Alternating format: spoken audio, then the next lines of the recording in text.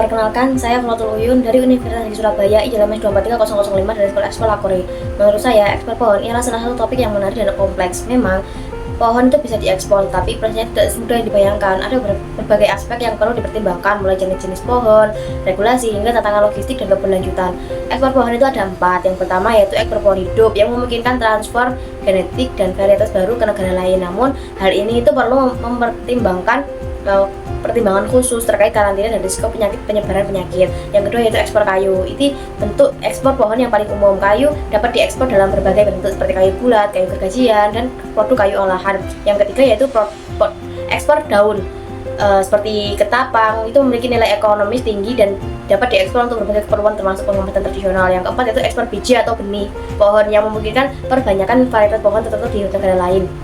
Nah, cara ekspor pohon yaitu yang pertama mendapatkan izin ekspor dari Kementerian Pertanian dan Kementerian Lingkungan Hidup dan Kehutanan, itu sangat penting. Yang kedua, pohon hidup harus melalui proses karantina untuk memastikan bebas dari hama dan penyakit. Yang ketiga yaitu memilih pohon yang sehat dan sesuai dengan standar ekspor negara tujuan adalah kunci keberhasilan. Yang keempat yaitu memilih kemasan yang aman dan sesuai untuk jenis pohon yang diekspor diperlukan gunanya untuk menjaga kualitas selama pengiriman. Yang kelima yaitu memilih transportasi yang tepat, baik melalui jalur laut, darat, atau udara. Itu harus dipilih sesuai dengan jenis pohon dan jarak tempuh. Yang keenam yaitu menyiapkan surat keaslian menyatakan pohon berasal dari Indonesia. Yang ketujuh yaitu menyiapkan sertifikat yang menyatakan bahwa pohon bebas dari hama dan penyakit. Yang ke-8 yaitu menyiapkan dokumen-dokumen yang diperlukan untuk proses bea cukai di negara tujuan. Nah, ekspor pohon hidup itu memang memungkinkan, tapi juga memerlukan proses yang lebih kompleks dan ketat dibandingkan dengan ekspor kayu atau daun. Pohon hidup itu berpotensi membawa penyakit atau hama yang dapat merusak ekosistem di negara tujuan.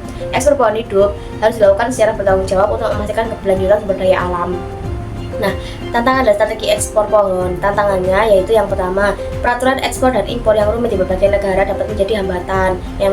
Yang kedua yaitu pengiriman pohon, terutama pohon hidup, memerlukan penanganan khusus dan biaya yang tinggi. Yang ketiga yaitu persaingan dari negara produsen kayu dan pohon lainnya yang dapat menjadi tantangan. Yang keempat yaitu ekspor pohon harus dilakukan secara berkelanjutan, tujuannya untuk menjaga ketersediaan hutan dan sumber daya alam. Nah, strategi yang tepat yang pertama yaitu menawarkan produk pohon berkualitas tinggi dengan standar internasional dapat meningkatkan daya saing.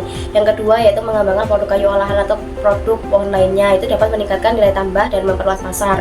Yang ketiga yaitu meningkatkan promosi dan pemasaran produk pohon di pasar internasional, gunanya untuk dapat meningkatkan permintaan. Yang keempat itu membangun kemitraan dengan perusahaan atau lembaga negara tujuan, itu dapat mempermudah proses ekspor dan membuka peluang baru, pasar baru gitu.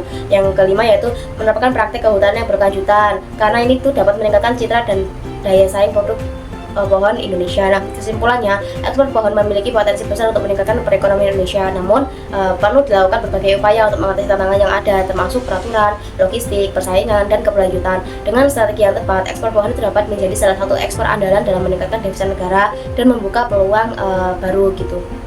Seperti itu.